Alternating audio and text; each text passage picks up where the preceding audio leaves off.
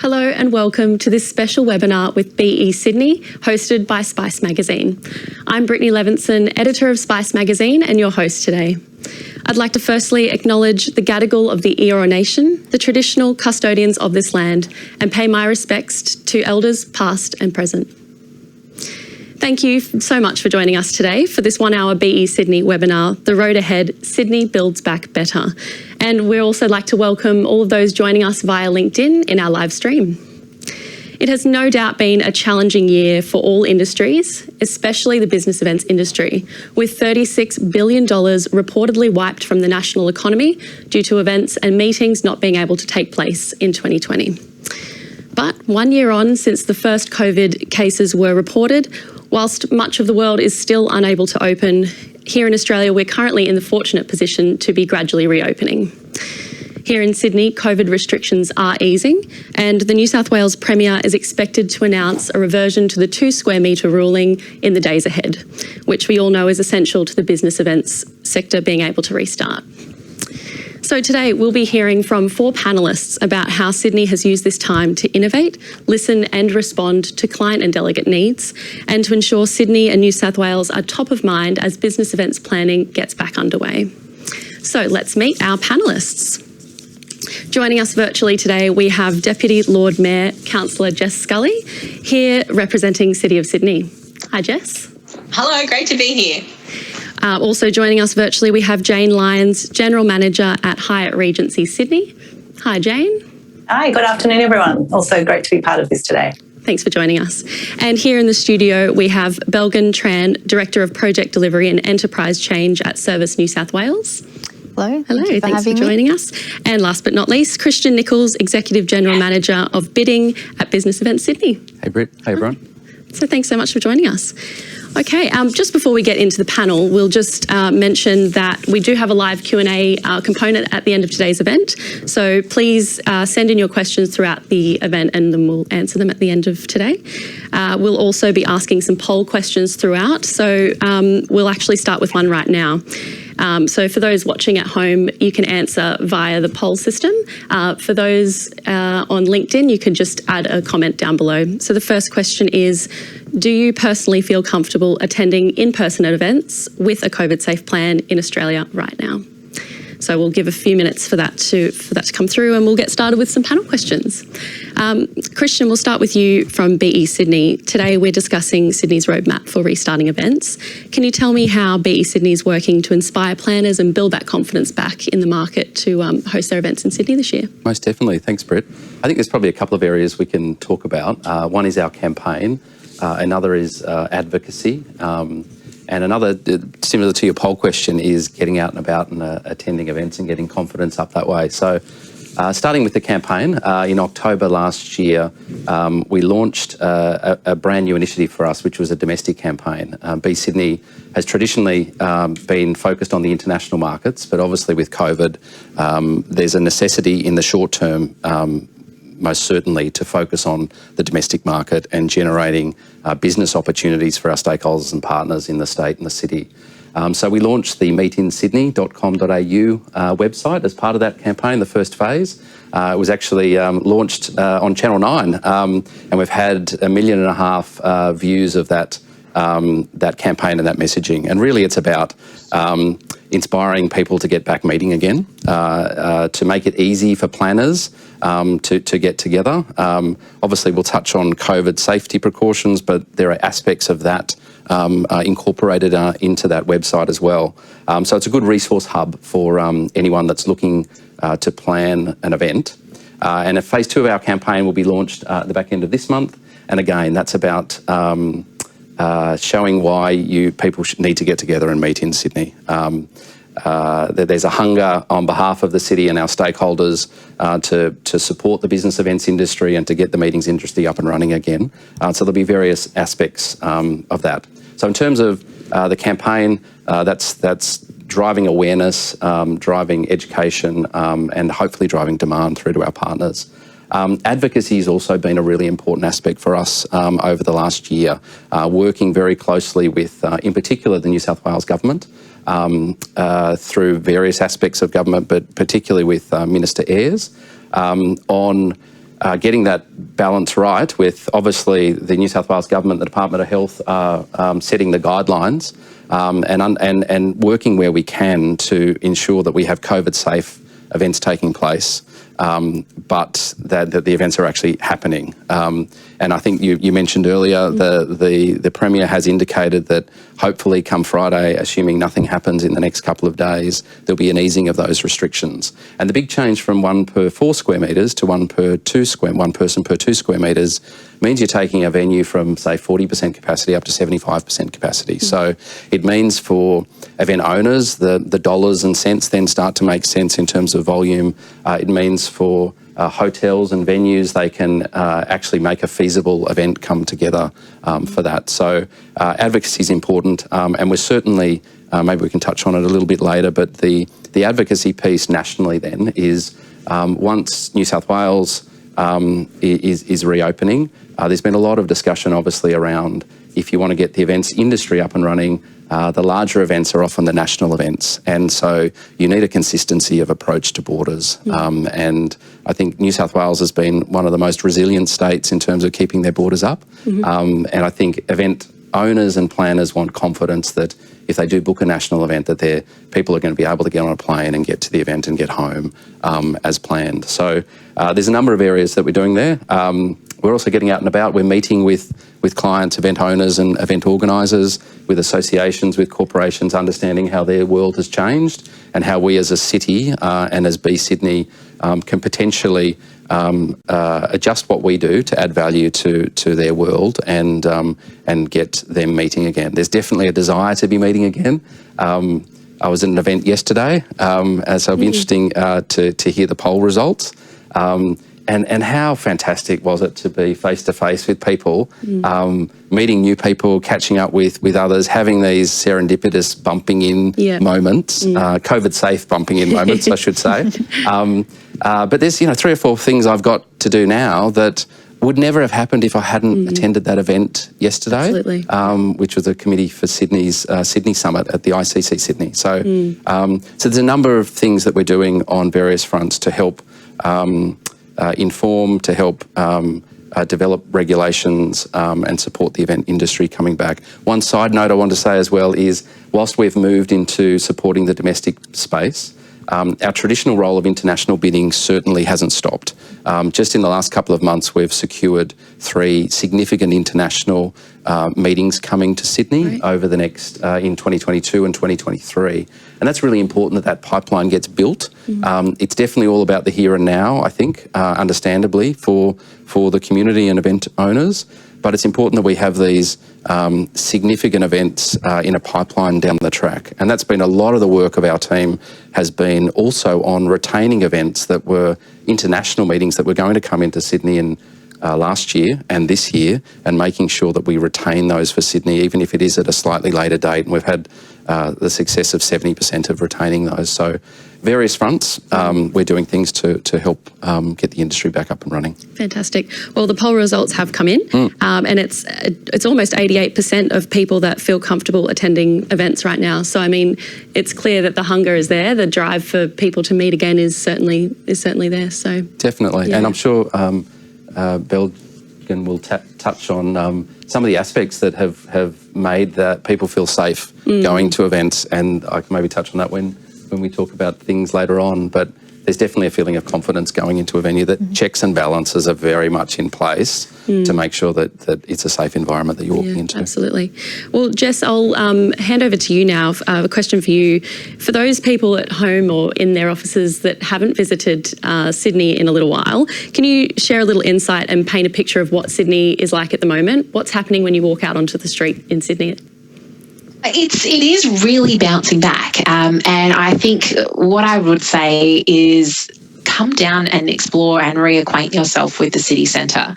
And what we've been doing here at the City of Sydney is focusing on a creative-led recovery. So we've been engaging artists, musicians, creative practitioners, event professionals as well, to help us create the compelling reason to give to give people a reason to come back into the city and experience some wonder and rediscovery of the city. And we have a campaign that we're doing with out-of-home advertising at the moment, which is around getting people to see that it's the same Sydney, but a whole set of new experiences that they can explore as well.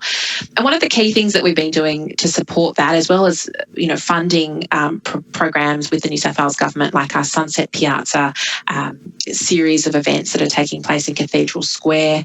We've been investing in public art and public performances and roving entertainment, is that we've been reclaiming road space for people to use for social life, for commerce, for entertainment, for hospitality businesses. So if you went to Pitt Street and continued along Pitt Street and you hadn't been here for a few months, it's a radically transformed space. We've got so many more businesses using the footpaths and dining out there and taking advantage of our beautiful weather and our beautiful city.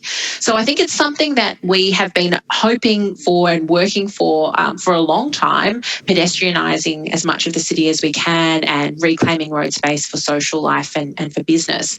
But this opportunity has come about for us to actually accelerate that work and reclaim it. And it's to aid physical distancing, but it's also to support businesses in being able to increase their capacity to trade outdoors.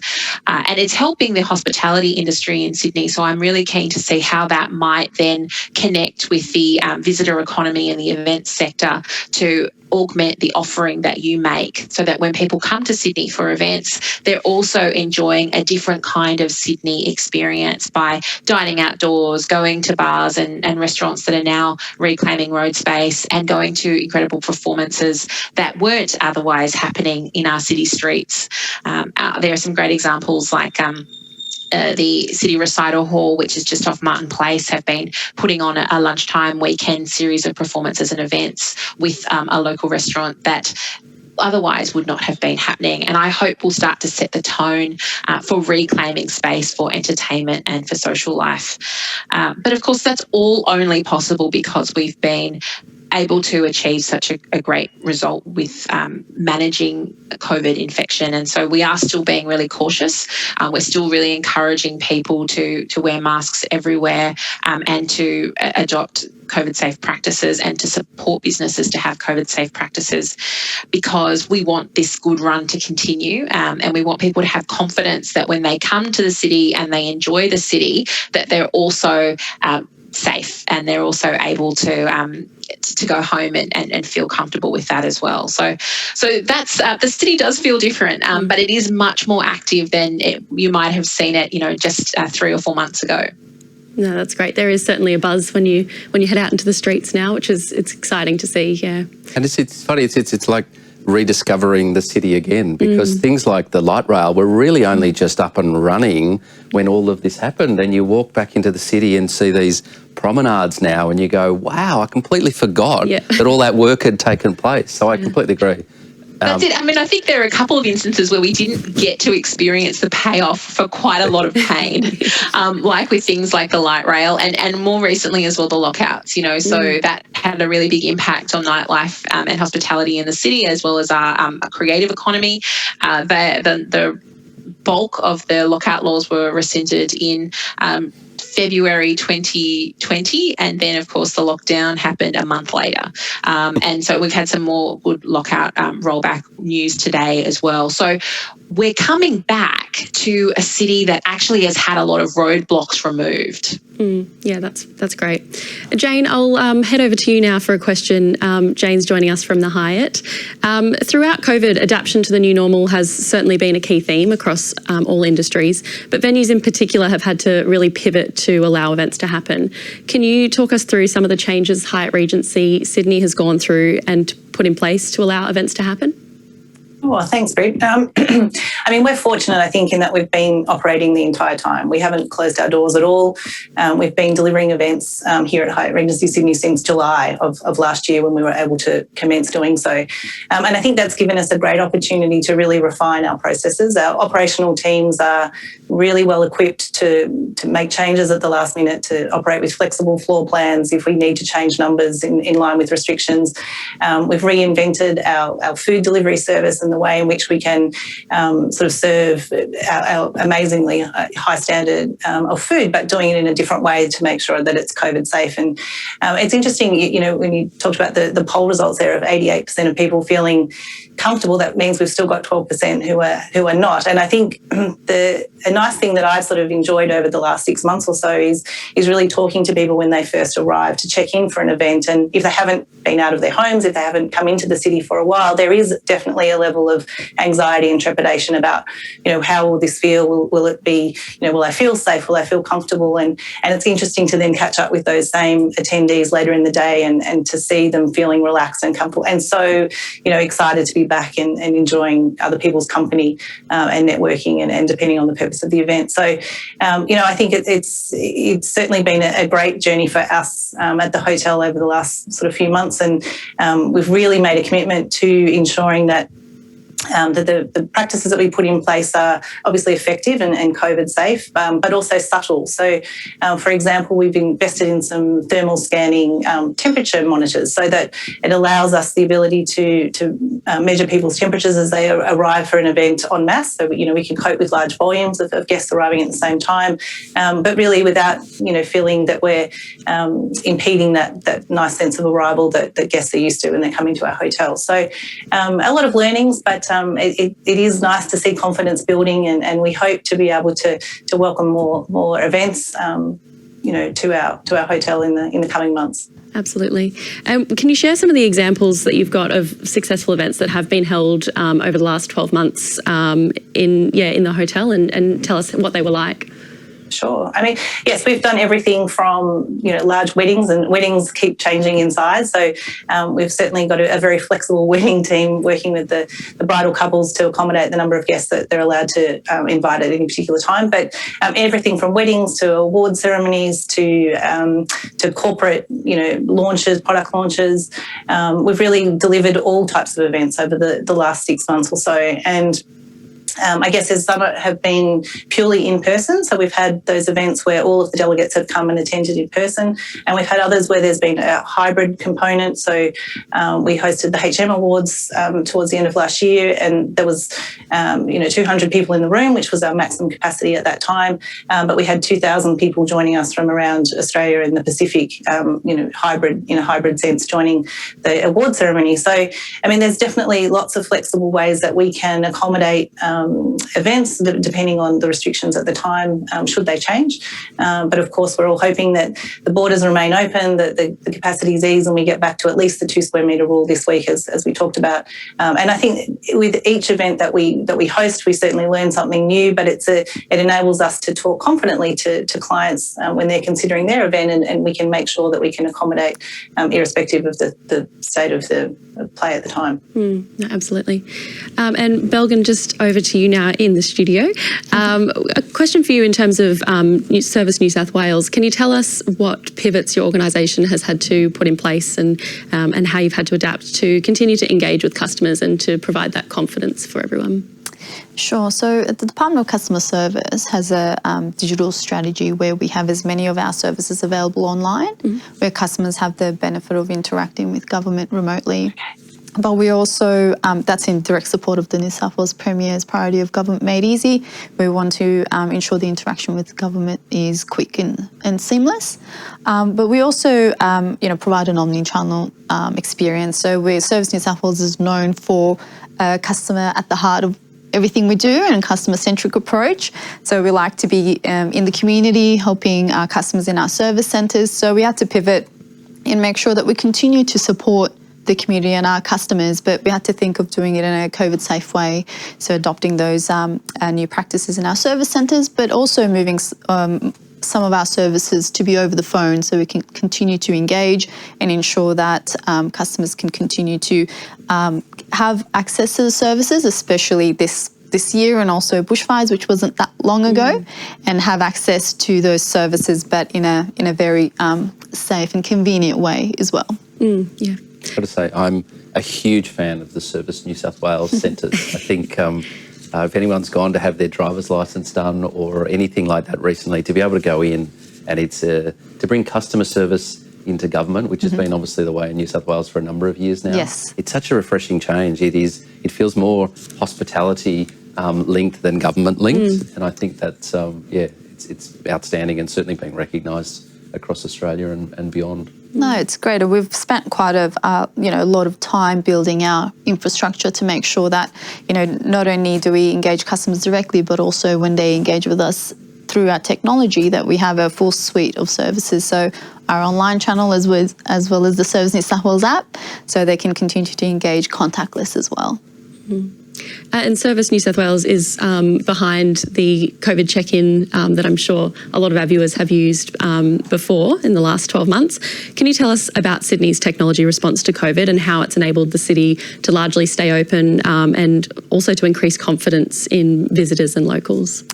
Yes, so the foundations that I just spoke about allowed us to respond swiftly and efficiently in the pandemic. We built on the architecture or the services that are already available, such as the Service New South Wales app, online presence, to respond quickly and introduce the COVID safe check-in late last year. Had the focus was it's a new environment. There were a lot of requirements from businesses to be COVID safe and keep records of the patrons that are entering their venues, and this allowed businesses. This took the administrative burden away from businesses, but allowed them to be COVID safe, and also meant that we're in direct support of the New South Wales Health contact tracing efforts as well. So it's a free, secure, seamless, quick way to check in, but it also meant that our New South Wales Health colleagues could access the information directly in a very secure and a private way, and the contact tracing efforts were done in a very efficient manner. Yeah. It certainly feels like a seamless sort of streamlined approach from where it started in 12 months ago, when it was so many different apps and things that you would be trying to check in, and now it's very so we also built trust in the community as well, that they know that when they check in with the Service New South Wales app or the New South Wales government QR code, that the information is going directly to New South Wales Health and only used for the purpose of contact tracing, which is very important. And we built on the popularity of the app, which meant that customers that were engaging with government were using technologies or processes that they were quite accustomed to.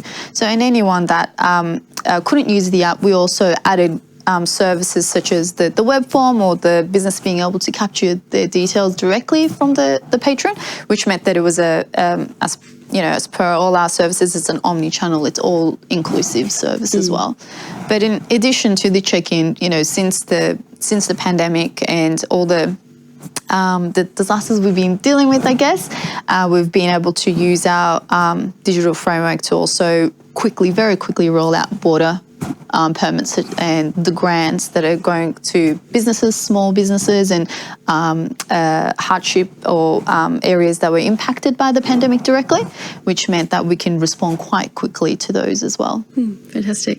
And if business events planners watching this are sort of looking for a one-stop shop for all of that information, the COVID check-in app and social distancing guidelines, all of that sort of thing, where can they go to find that? So we work directly with New South Wales Health to make sure that we have timely information available for everyone. That's available on the newsouthwales.gov website. That has all the information that businesses need on COVID safety plans, the latest restrictions, suburbs to be aware of, and what the actual health advice is. And also we'll have details around record keeping requirements and the app itself and the use of QR codes. Fantastic. And I think, Britt, that's I think what you realise going through this now for a year is you need the latest information at hand, and you need to know the right place to get it from. So we have certainly over the last 12 months been directing people directly to the relevant government websites, because they're that one source of truth. And certainly the meetinsydney.com.au, part of the resources that they have there link through to various government related websites, as well as having tips and recommendations and the like on there as well. But I think that's so important, is people are not trying to duplicate the information, because the reality is things can change on an hourly basis at the moment, and you can't risk the downtime of updating information. People need to be real-time accessing that. So, we've certainly made sure that we've got that connectivity through to the sites. Yeah, even from a news point of view or a journalist point of view, it's pretty difficult to keep up with it all. As soon as you write one thing, it changes again. So, yeah, I get that. And we'll head to another poll question now for the audience. So the next question we're going to ask is your business suffering as a result of not coming together in person? So we'll see how everyone is feeling there. I mean, got a feeling it might be fairly strong results. Potentially. So we'll have a look at that and come back to the answers soon. And of course, if you're on LinkedIn following us there, feel free to leave a comment below. Okay, I might head over to Jess now. A question in regards to the recently launched 2030 Visitor Economy Strategy from the New South Wales Government. Within that, they've announced a vision for the state to become the events capital of Asia Pacific, with the largest ever investment in sporting, cultural and, importantly, business events. So what do you see Sydney's strengths and areas of focus as we work towards this goal to attract the lion's share of events in the region? I think it's so exciting that we have a dedicated visitor economy strategy. I think it's something that we have needed, and it's a huge area of opportunity. I think we've had the advantage in Sydney for a long time of relying on our natural attributes and our kind of natural gravity in the region to attract people to us. But now I think we've got to make a compelling case as to why people would travel and come here, and how to include Sydney in their future plans. You know, as you said, Michael, you know, making sure that there is a pipeline of events for people to take advantage of and to plan for. So I think we have a number of natural strengths. We have got a really diverse and creative community, and I think one thing that at the City of Sydney that I think we'd really like to see a greater development of is the international connections that we have already in Sydney. We have one of the most culturally diverse communities in the world, and it's a huge untapped opportunity for us to build on those connections with our resident communities and the businesses who are headquartered here, to connect in with the Asia Pacific and to make sure that we are taking advantage of those big connections and those opportunities. And I think Sydney has the potential to reposition itself as a key connector in the Asia Pacific region, and that's something that we could be working on more, and we could be working on more in terms of people's language skills being supported and highlighted, the connections into the really strong and diverse communities who are here, and the diasporas that are really based in Sydney, and also building on the huge international student community that are usually based in Sydney. You know, Sydney's home to tens of thousands of international students under normal circumstances. I hope that industry also recovers. But that is actually a huge untapped, very educated, highly connected workforce as well, that I feel could be reconnected more closely with our visitor economy and our tourism economy. And I think there's a great area of opportunity there, building on that resident group that could be a real contributor and a connector to this sector. What we've done at the City of Sydney is try to support local businesses to get through this crisis, and we've done that in a number of ways. You know, the City of Sydney has been quite heavily impacted. We have 20,000 businesses in the local area who are relying on JobKeeper, and that's the highest number of businesses in any local government area around the country. So we want to make sure that those businesses are supported to recover, and we are advocating that support should continue, particularly for the most impacted industries. But we have also been working as part of our community recovery plan of delivering business support programs and industry investment programs, and we've supported about 770 business projects worth about $10 million to help businesses survive and thrive through this challenge. So I think it's about tapping into those local skill bases and the people. I think the people of Sydney are the real big opportunity for the visitor economy to tap into, but also making sure that we are being as pragmatic in our recovery planning as we can be, and understanding that there will be a long tail to the recovery for a lot of industries, and seeing how we can continue the support so that they can continue to work into the future.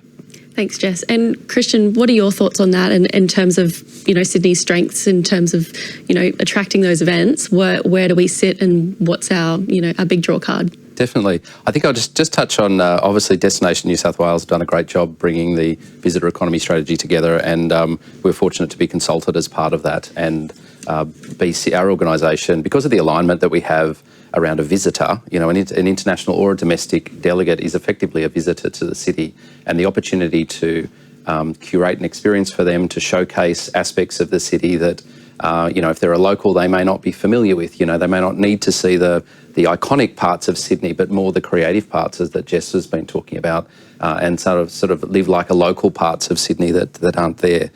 So a lot of alignment. Our strategic plan is closely aligned to Destination New South Wales in terms of they're looking at 3 phases of recovery. They're looking at a recovery period through to 2024, a momentum period, and then an acceleration period. And I think they are realistic timeframes for both the domestic market and the international market. So whilst there's a visitor alignment between us, there's also, as part of the strategy, it's working collaboratively across the New South Wales government and also across industry as well.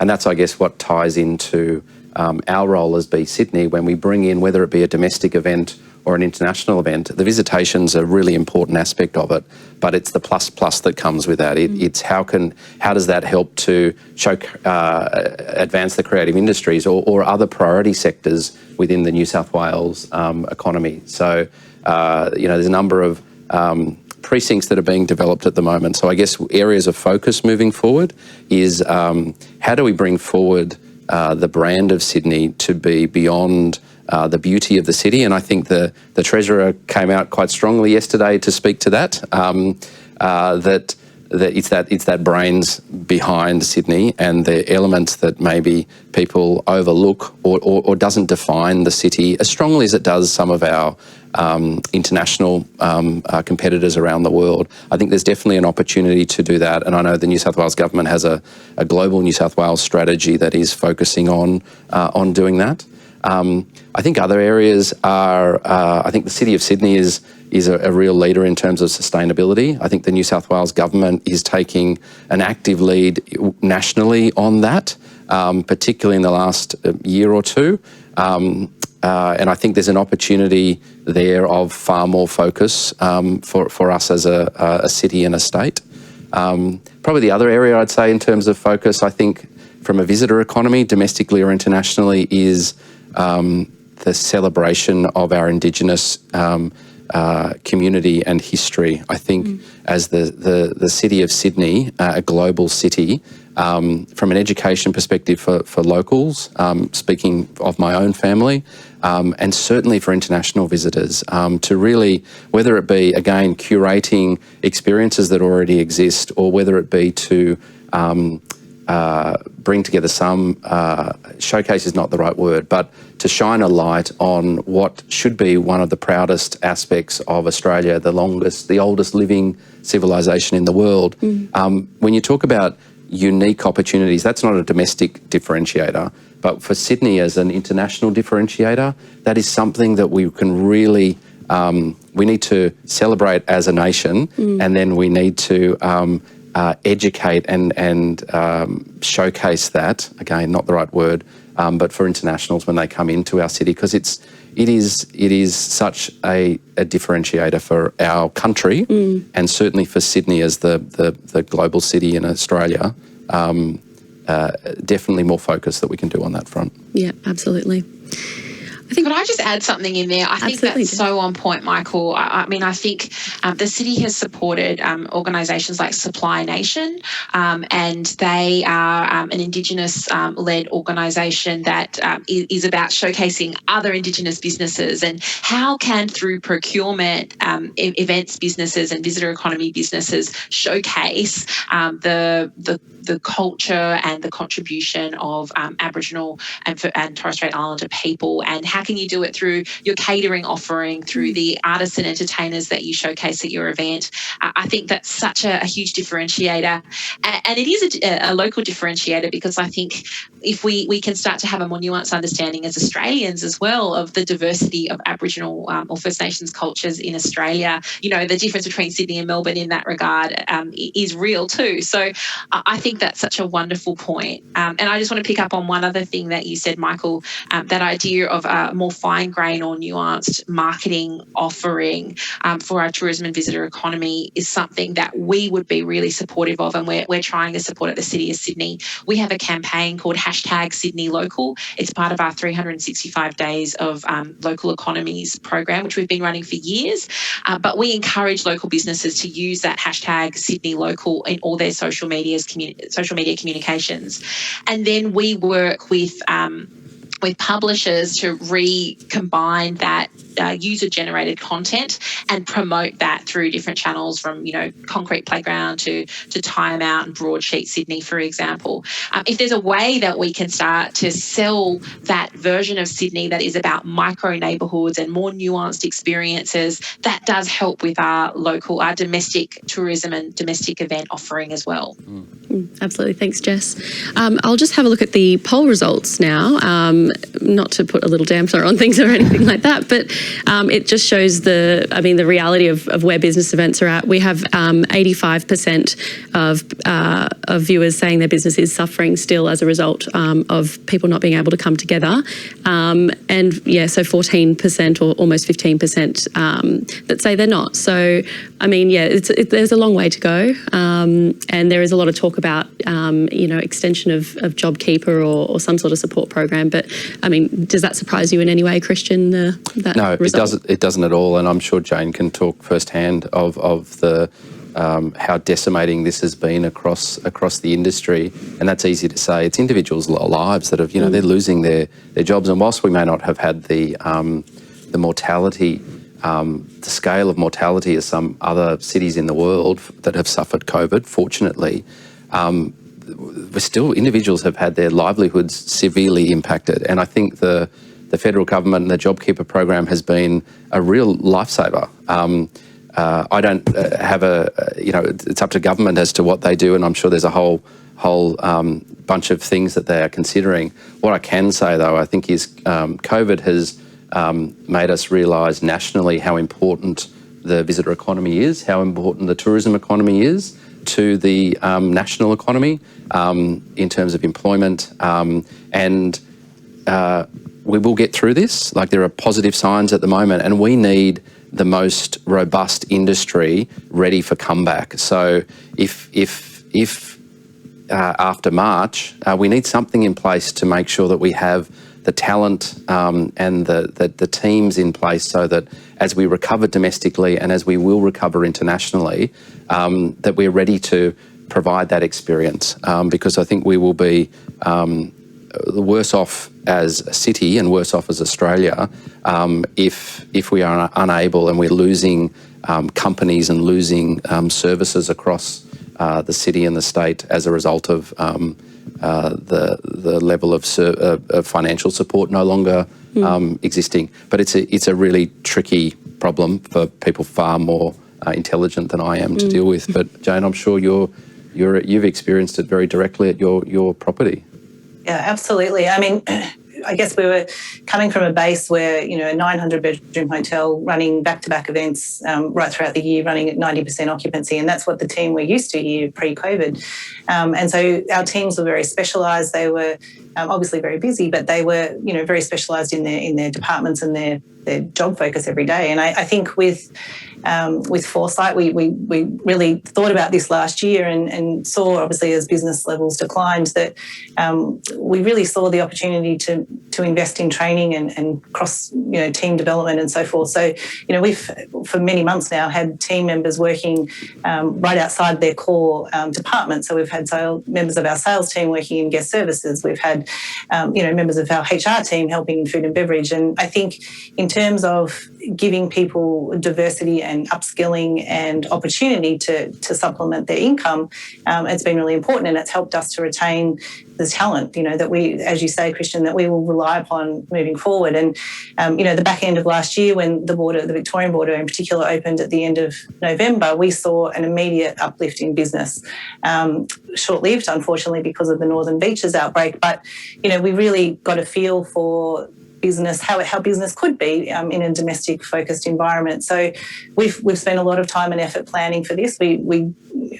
Obviously we're open to any suggestions or proposals that come from the government post-JobKeeper in April, but we're really planning that we won't have that support and we need to be ready for that. So that's something that we've been working on for quite a while here. And as you say, Kristian, a lot of people have been impacted by it's the uncertainty. It's the uncertainty of having two jobs and obviously needing to support their families, but they want to commit. They want to commit to our industry. They love what they do. They love being part of our industry, but it's the uncertainty that we've faced over the past 6 months, which is the hardest thing to circumvent. But we've really tried in that, as I said, in that cross-training and development and investing in our talent to let our team members know that they're a really important part of our plan moving forward.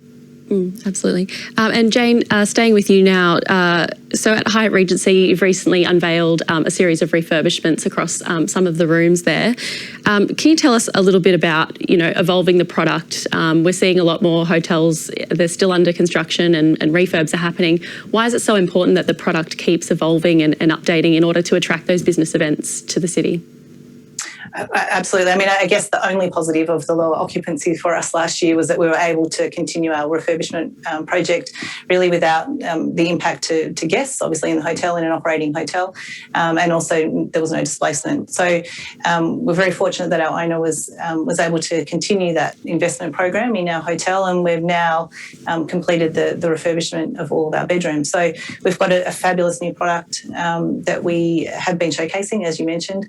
We're very proud of it. And I think that it helps in terms of a talking point. So for us, that's been a great opportunity. But also, as you mentioned, there's certainly new product. We've got Crown that's opened just further along down in Barangaroo, obviously recently. And so anything I think that draws focus and attention to Sydney and about new reasons to come into the city and have a look at the new offerings that maybe.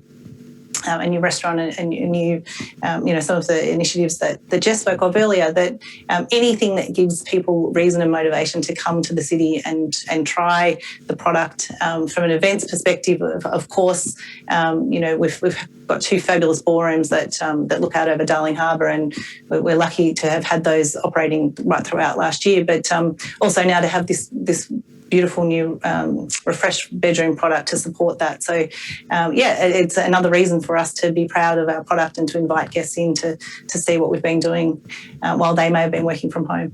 Absolutely. Kristian, can you touch on some of the new product offering that's available, not just for events, but visitors to the city? Definitely, Brett. And I think it's so important, as Jane mentioned, it's provided an opportunity for some potential downtime to reinvest. And we need to, because our competitors, whether it be domestically or globally, are doing that. And particularly because Sydney is such a popular city, you want different experiences as people come back. And whether that be a different experience within the Hyatt Regency or whether it be different experiences elsewhere in the city, I think that's really important. We've certainly had that feedback with international business, and particularly the incentive market, is they want to come back to Sydney because it is a city that really delivers on so many fronts. But it's like, what are we going to do next? What are we going to experience next? How are we going to interact with the city differently than we did before? So there's definitely refurbishments undertaking. Hilton Sydney have done a refurbishment as well. A couple of new properties were opened last year with the Crown Plaza at Darling Harbour, and also the Little National Hotel in Sydney. The Porterhouse Hotel and 24 Hours Sydney Hotel are due to be opened, I believe, this year. So there is new product coming through. Jane mentioned Crown, and I think there's just a little piece now of that foreshore yet to open, and that is going to be one of the great foreshore walks in the world. And it costs nothing. You can walk around, well beyond Darling Harbour, but from Pyrmont around and you can walk under the Harbour Bridge and past the Opera House. I mean, it is, even for a local, it makes you go, wow, this is really cool. Yeah. It is really, really beautiful. But I think there's also, just in the last couple of weeks, some other experiences, and I think that's really important that at a city and a state level that the relevant public authorities are looking at what else can they do to help create new experiences and precincts in the city. And Macquarie Street has been talked about just in the last week or so. I think former Prime Minister Keating and former Lord Mayor and other titles, Lucy Turnbull, have put together a review of that precinct, which is, it has the art gallery, it has the library, it has the Registrar General's beautiful sandstone buildings, it has the Mint and the barracks in between. Is how do you, at night time, as the 24-hour economy starts to rebuild and kick in for Sydney, how do you make new precincts that don't exist at the moment come to life for domestic visitors and international visitors? And I think that's really exciting things for whether you're a local or a visitor alike. There's a lot going on in the city, which is great. Yeah, it's great. Can I just jump in on something? Yeah, I was just about to ask you a question, so that's perfect. Thank you. Well, no, actually there is a really exciting walk that we've been developing that is almost exactly what you've just described there, Kristian, and it's called at the moment it's a working title, the Sydney Harbour Culture and Nature Walk, and it's something that's actually being developed and led by a First Nations curator, a woman named Emily McDaniel, working with Hetty Perkins, one of Australia's leading curators, and it's an extraordinary sort of ribbon of events, of locations that'll be public art and public, interventions allowing people to get down into the water, into the harbour, interpretations of country. There's going to be sculptures, a whole bunch of things along this walk that we're developing over the next several years. But it's one of those things where sometimes we can be working on something really exciting and working with community members, but maybe we're not interfacing with the tourism, the events, the hospitality sector to know that this is going to be coming right by your front door, Jane. Yes, absolutely. So it's one of those things where it's coordination. This is why we need to meet face to face, right? Otherwise, absolutely, we wouldn't share this information. So that's something that it reminds me that we've got to be better at communicating some of the things that we're working on as well. And Jess, that ties in quite nicely with my next question, which was about creating a day-to-night city, which has been long been a goal for City and for yourself. I know you're quite passionate about that. Can you tell us about the 24-hour economy and alfresco dining initiative and what the city is hoping to achieve? Well, today is a very good day for anyone who wanted the lockout laws to be over. So I'm really, really pleased to see it. And it's really, really heartening that now everyone, I think, is aligned in terms of wanting to get Sydney going 24 hours a day and making sure that we're removing barriers and facilitating businesses to trade, where appropriate, in the hours that are going to work and where they have the interest and the audience for it.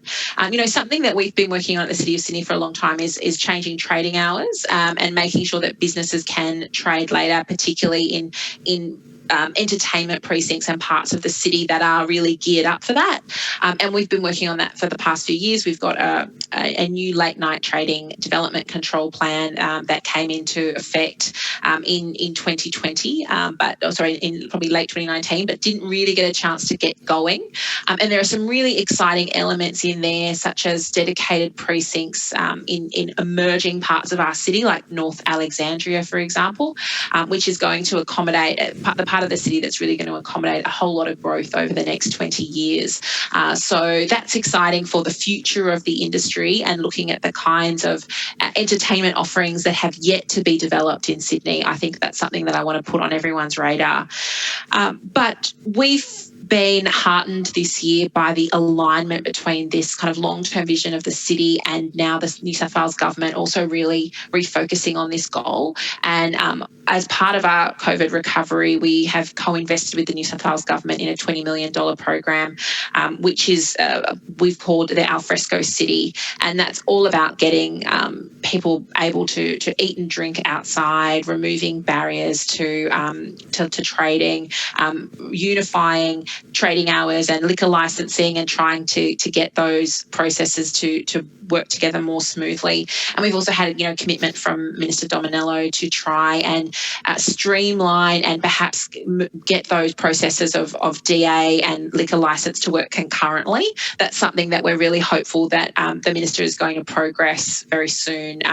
It's something that we kind of see as the next phase beyond these recent changes to the Liquor Amendment Act as well. So it's getting that stuff out of the way so that you guys can really bring the city to life with events and entertainment and hospitality businesses. But then for us, it's as well making sure that the built environment matches that, and so that we have big wide footpaths, that we have beautiful canopies of trees, that we have great lighting in the city, and so that you feel safe and comfortable spreading out and going out at night and hanging out. So that's what we're doing, as well as funding and supporting those programs and events like Sunset Piazza that I mentioned earlier, and hopefully, as Kristian mentioned, working with Destination New South Wales to try and get the story out, because we can do all this stuff, but if people don't know about it and if it's not on their radar, then it's just not going to get the visitation. Absolutely. And Kristian, I mean, a strategy like that and turning Sydney into a 24-hour economy, what does that do for Sydney on the global stage? Oh, it's so important. It is probably, particularly from Asian visitation, Asian country visitation for events. There's an expectation that you can dine out at whatever time, that you can go shopping at whatever time. So I think it's not only an experiential opportunity for Sydney, but it's an economic opportunity. There's we will often hear, I would have loved to have done A, B or C if it was able to take place. So I think it's really a rounding out of the Sydney experience. And Jess is right, the final piece now of the lockdown laws is being rolled back, and obviously they were in for a very good reason, regardless of whether you feel it may have been the right policy or not. But you can see now some of the implementation that's taken place over COVID. You can see that now sticking and staying on. They talk about different industries, how they've warp sped through COVID has meant a real rush of change to take place. And I think that's exactly what's happening. And alfresco dining and 24-hour economy are going to be really important. They're one of probably the pieces of the city from a visitor perspective, whether you're a domestic visitor or an international visitor, that was missing. Yeah. And you can see us just going from strength to strength in that area now. Absolutely. Well, before we head into some audience questions, we'll ask our final poll question for the afternoon, which is your organisation planning a face-to-face event within the next 12 months? So I'm excited to see what these results are, because, after all we've spoken about, I'm pretty keen to go to an event in Sydney. Yeah, most definitely. And I could, as having attended one yesterday, do it, get out there and do it.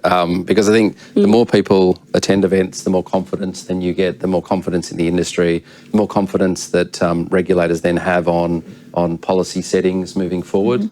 I think it's a good thing to do. And certainly BESydney, that's part of what we're looking to. We're going to be holding our own events as well within COVID safe regulations to bring people together, because there's nothing quite like the face-to-face interaction. Absolutely, yeah.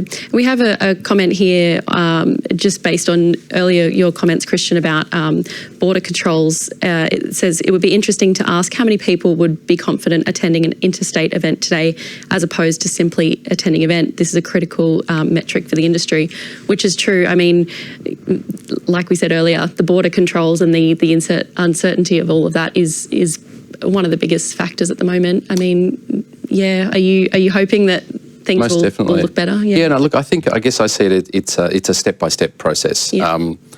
State-based events need to get up and running first, then interstate events, and then international events need to take place. But certainly in terms of advocacy, Becca, which is our national body, and our own body, the Australian Association of Convention Bureaus, have been advocating for a national, I'm not sure if I touched on that earlier, but a national approach to border management, so that it is led by data, and there's a level of consistency so that we know if X happens, here's the likelihood of a change taking place. And I think, so the question is spot on. The changes that are taking place, hopefully on Friday in New South Wales with the rolling back of the 1 per 2 square metre rule, I think that's a really positive step. But that's a state-based step at the moment.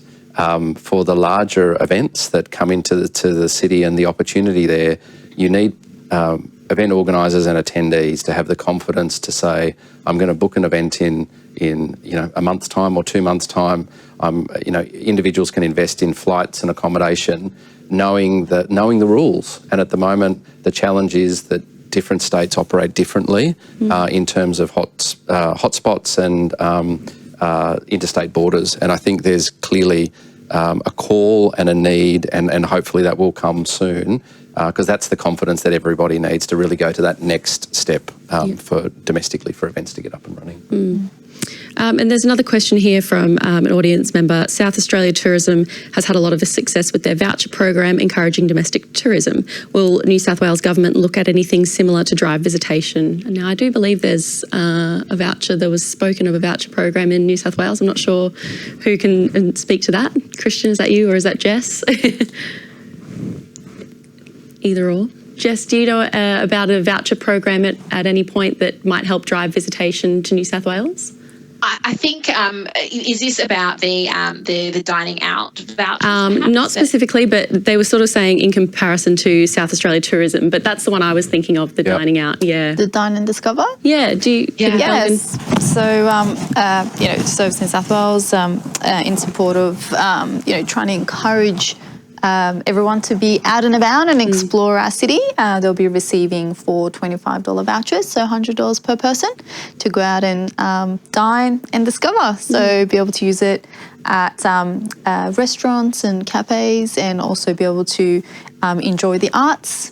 And they'll be coming in the next month. So that's a great initiative. Yeah, especially with all the new product coming online and the different venues and restaurants and all those sorts of experiences. It's a great initiative to get people out and rediscovering the city. Yeah, you need to rewire your brain that it's okay to go out. Yeah, exactly. It's good to go out. You have a great time going out. So it's and then if someone gives you a few dollars to do it, even better. Why not? And, even better. Businesses have done a lot to be COVID safe and operate in a COVID safe manner. So this is just to encourage people to go out and enjoy our beautiful city in a safe way. So we businesses need to be COVID safe registered. I'm sure many are. So just encouraging all businesses to register for the program, so then you can have patrons coming through the door and they can take advantage of the program. Fantastic. And we've got our poll results coming in here. So it's almost 88% of viewers that their organisation is planning a face-to-face event within the next 12 months. So fantastic. I mean, that's very exciting. That's the sort of enthusiasm that we want to see. So yeah, I mean, if there's anything else you'd like to add to that, otherwise I think that's a pretty positive note to end today's webinar on. Yeah, most definitely. I just think it feels like we're in a good state. It felt like we were in a good position at the end of the year. We had a little blip, but now it feels like we're in a really good position now. Obviously, there's some policy changes that need to take place, but product experiences, services across the city are all moving in the right direction, and I think that's fantastic. Sydney's certainly not resting on its laurels through here.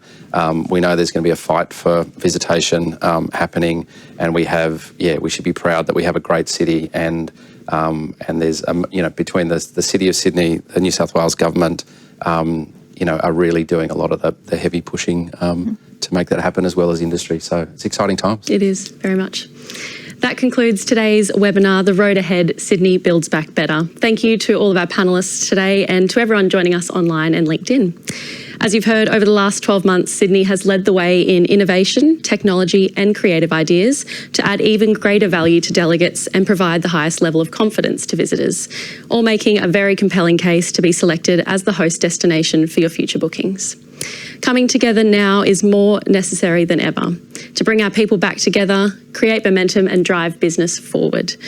There's no doubt restarting business events is key to recovery.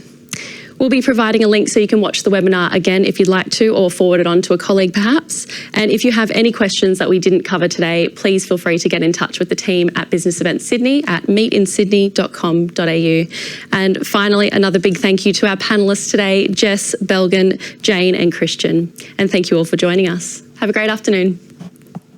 Thank you. Thanks.